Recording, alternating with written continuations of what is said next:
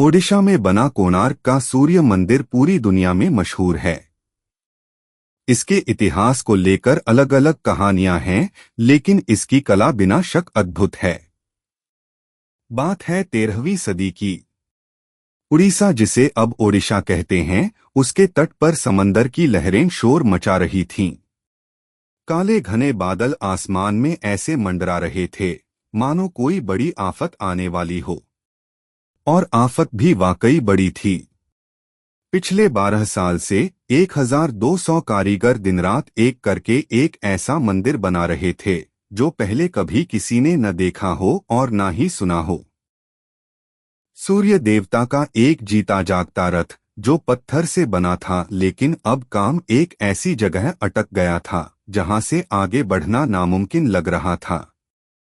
मंदिर का सबसे ऊंचा हिस्सा, उसका भव्य शिखर जिसे अमलका कहते हैं, वह अपनी जगह पर बैठ ही नहीं पा रहा था। मंदिर के मुख्य वास्तुकार बिशु महाराणा की चिंता बढ़ती जा रही थी। राजा नरसिंह देव का हुक्म था कि काम जल्द से जल्द पूरा हो। अगर ऐसा नहीं हुआ तो उन 1200 कारीगरों की जान खतरे में पड़ सकती थी। वे कारीगर जिन्होंने अपनी जिंदगी के 12 साल इस मंदिर को दिए थे। रात का अंधेरा और गहरा होता जा रहा था। समंदर का शोर भी बढ़ रहा था, मानो वह भी राजा के गुस्से की गवाही दे रहा हो। तभी उस तूफानी रात में एक नौजवान परछाई मंदिर के शिखर की तरफ बढ़ती दिखी। उसकी आंखों में एक अजीब सी चमक थी और चाल में गजब की तेजी। वह कोई और नहीं बल्कि बिशु महाराणा का ही 12 साल का बेटा था, धर्मपद।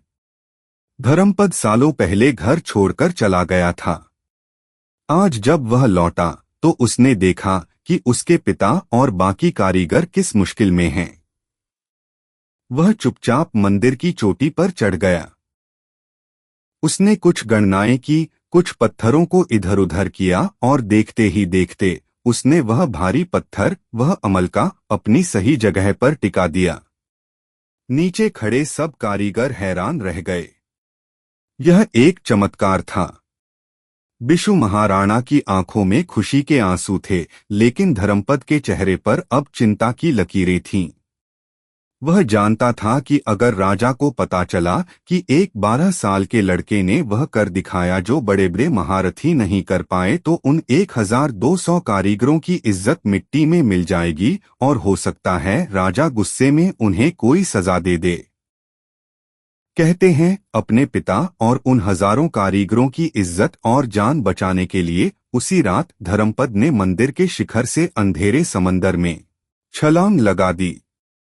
इसके बाद वह हमेशा के लिए लहरों में खो गया। यह लोक कथा जो आज भी ओडिशा के गांवों में सुनाई जाती है, वह उस महान मंदिर से जुड़ी है जिसे हम कोणार्क के सूर्य मंदिर के नाम से जानते हैं।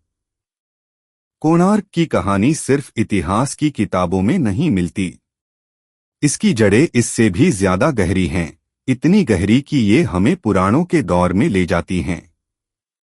पुराणों में एक कथा आती है भगवान कृष्ण के पुत्र सांब की। कंवर लाल अपनी किताब मिरेकल ऑफ कोणार्क में इस कथा का विस्तार से वर्णन करते हैं। कहते हैं, एक बार सांब ने ऋषि दुर्वासा का अपमान कर दिया। दुर्वासा ऋषि अपने गुस्से के लिए जाने जाते थे। उन्होंने आव देखा न ताव सांब को श्राप दे दिया। श्राप यह कि सांब का खूबसूरत शरीर कोढ़ यानी कुष्ठ रोग से गल जाएगा।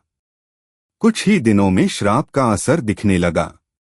सांब का चमकता शरीर बदरंग होने लगा। वह उदास रहने लगे। तब भगवान कृष्ण ने उन्हें सलाह दी कि वह सूर्य देव की उपासना करें। सिर्फ सूर्य देव ही उन्हें इस रोग से मुक्ति दिला सकते हैं। सांब ने ठीक वैसा ही किया। वह महल छोड़कर चले गए और कई सालों तक सूर्य देव की कठिन तपस्या की। तपस्या के लिए सांब ने जिस जगह को चुना वह थी चंद्रभागा नदी का तट। यह वही जगह है जहां आज कोणार्क मंदिर खड़ा है।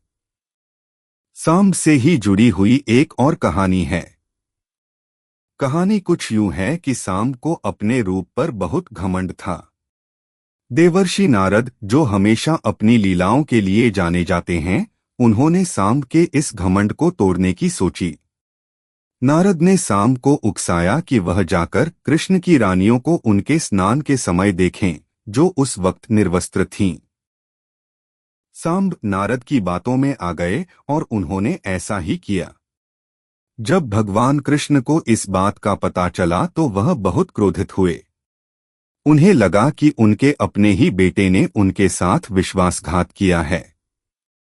गुस्से में कृष्ण ने सांब को श्राप दे दिया कि उनका वह सुंदर शरीर, जिस पर उन्हें इतना घमंड है, वह कुष्ठ रोग यानी कोढ़ से गल जाएगा।